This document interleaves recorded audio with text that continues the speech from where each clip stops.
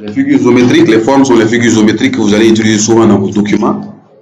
Une fois vous avez besoin. Et il faut aussi comprendre quelque chose par rapport aux formes. C'est très important pour une bonne utilisation. Toujours dans insertion, dans le groupe illustration, vous avez forme ici. Et la forme ici permet de faire quoi?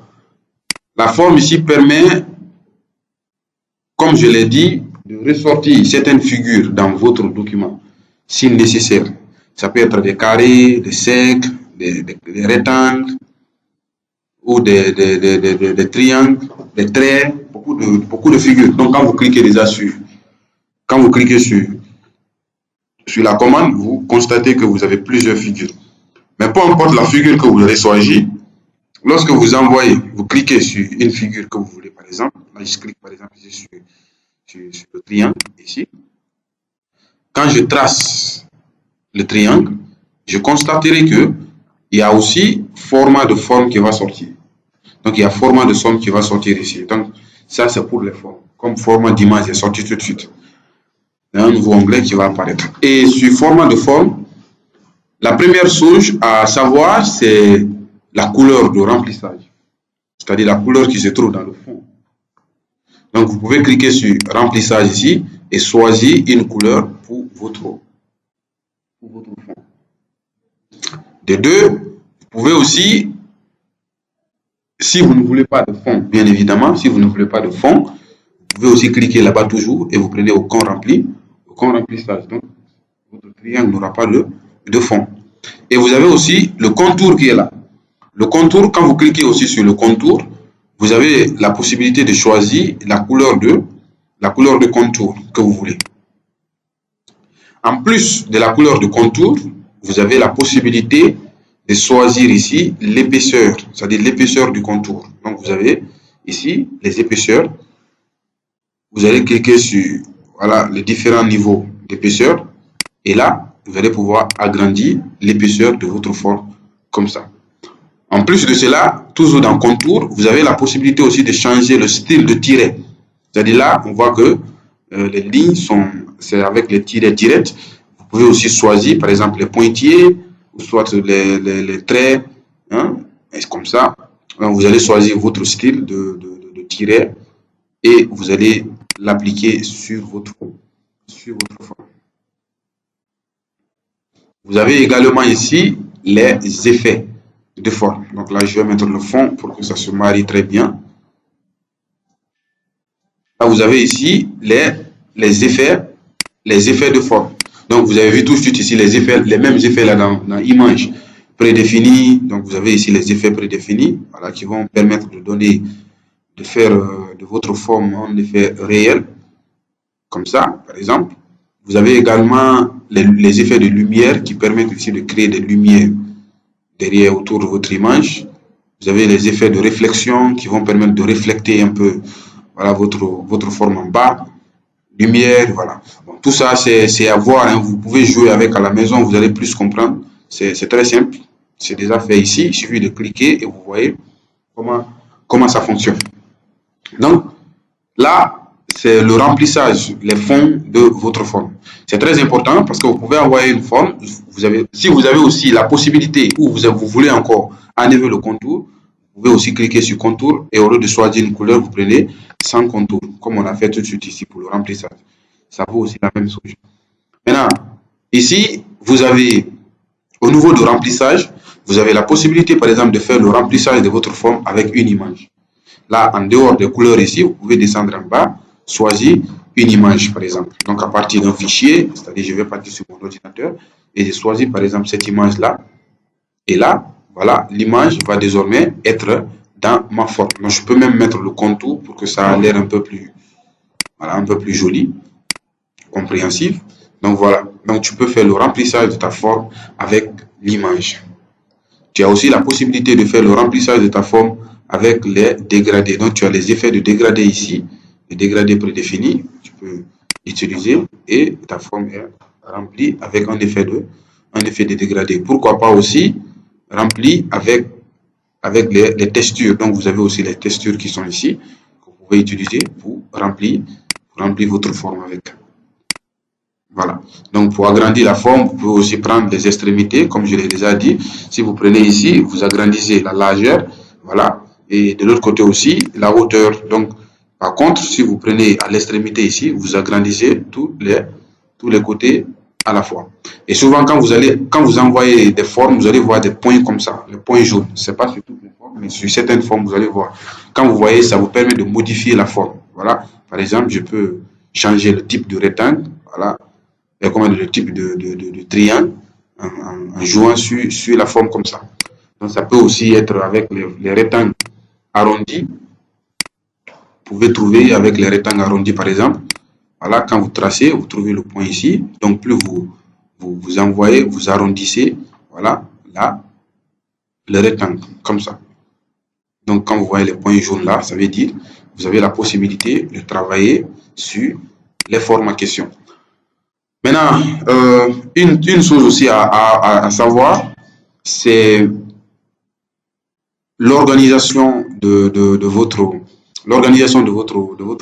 formes. Il se peut que vous ayez plusieurs formes sur votre document, donc vous devez les organiser. Donc l'organisation là consistera à savoir quelle est la forme, par exemple, qui doit être devant, quelle est la forme qui doit être derrière, quelle est la forme qui doit être à gauche, ainsi de suite. Donc vous avez ici position, voilà, que vous pouvez utiliser. Déjà, vous voyez, quand vous prenez position, vous avez ici l'icône image qui est là.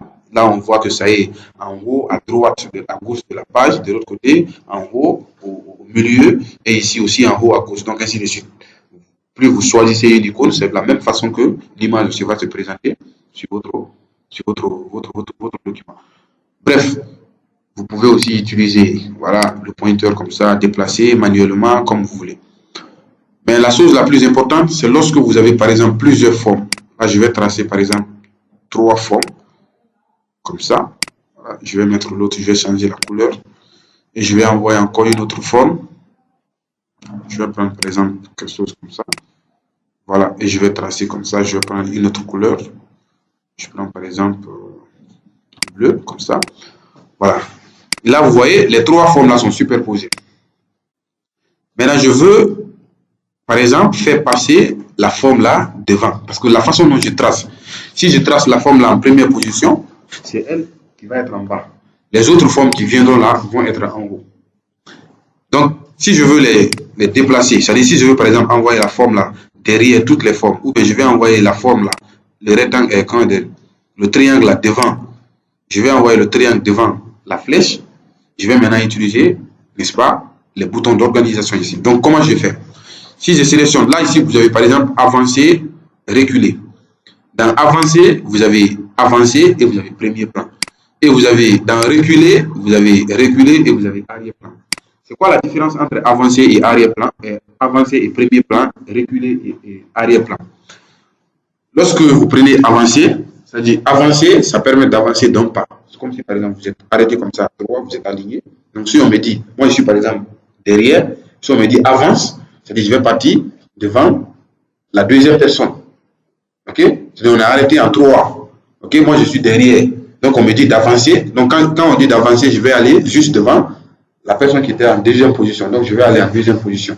La personne là va venir en troisième position. Maintenant, si on me dit par exemple arrière, si on me dit par exemple premier plan, ça veut dire quoi? Je vais aller devant tout le monde. C'est un peu comme ça ici, ça fonctionne. Donc arrière-plan aussi, c'est la même chose. Si je suis par exemple devant, on est arrêté 3, je suis devant, en première position, on me dit de reculer, c'est-à-dire je vais aller juste derrière celui qui était derrière moi. Et si on me dit arrière-plan, je vais aller derrière tout le monde.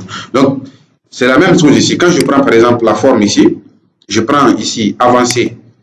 Quand je prends avancer, dans nos lui, il est déjà devant, donc ce n'est pas la peine d'avancer encore. Donc, je prends ce qui est derrière ici. Donc, ici, quand je prends avancer, on voit que c'est lui qui est derrière et l'autre est devant. Donc, quand je prends avancer, elle vient juste devant le triangle. Ça, c'est avancer ça. Mais par contre, lorsque je prends premier plan, elle vient devant toutes les formes. C'est de la même façon, quand je prends la flèche ici, la flèche est au premier plan. Quand je prends la flèche, je prends reculer. Elle va partir juste derrière le triangle. Mais quand je prends arrière-plan, elle va partir derrière toutes les formes. Donc, comme ça, vous allez organiser, si vous avez des formes, vous allez pouvoir organiser les formes et les disposer à votre façon. Et en plus de ça aussi, vous avez la possibilité, il se peut par exemple que vous voulez par exemple grouper les formes là. Si vous voulez que ça soit groupé dans une seule zone, donc vous allez les sélectionner. Vous allez les sélectionner toutes. Donc, vous allez sélectionner d'abord une première forme et vous maintenez CTRL enfoncé. Donc, CTRL enfoncé va vous permettre de sélectionner plusieurs. Vous voyez, quand je clique sur CTRL enfoncé, qu'est-ce qui se passe? Mon pointeur prend la forme d'un plus. Ça veut dire quoi? Je vais sélectionner encore d'autres choses. Donc, je clique sur les autres, comme ça. Et voilà, toutes les formes sont sélectionnées. Une fois que toutes les formes sont sélectionnées, je vais tout simplement venir ici vous voyez l'icône qui est là, grouper les objets. Je vais cliquer là-bas sur grouper les objets et je vais prendre ici, grouper. Voilà, les 3 objets sont deuxièmement groupés et je peux les déplacer comme je veux. Ils sont dans le même groupe. Donc, si je veux aussi les dissocier, je sélectionne le groupe et je viens ici, je prends dissocier et les formes vont être dissociées. Donc, je peux maintenant les séparer comme ça. Donc, vous avez aussi la possibilité, lorsque vous prenez une forme, de changer l'orientation, de changer l'orientation de la forme en cliquant ici. Vous allez faire pivoter. Donc, vous avez, voilà, pivoter comme ça, comme ça, comme ça et comme ça. Donc, vous pouvez jouer sur les différentes commandes là pour changer. Tout comme vous pouvez aussi prendre l'outil, voilà, rotation qui est là et vous allez faire tourner. Vous pouvez faire tourner comme ça pour changer de direction. Mais comme ça, parfois, vous allez avoir du mal à avoir une direction, c'est-à-dire quelque chose de droit. Mais en utilisant ici, vous pouvez avoir voilà, ce que vous voulez exactement sans avoir un risque de dérailler. Donc voilà, de façon générale, ce que vous pouvez aussi connaître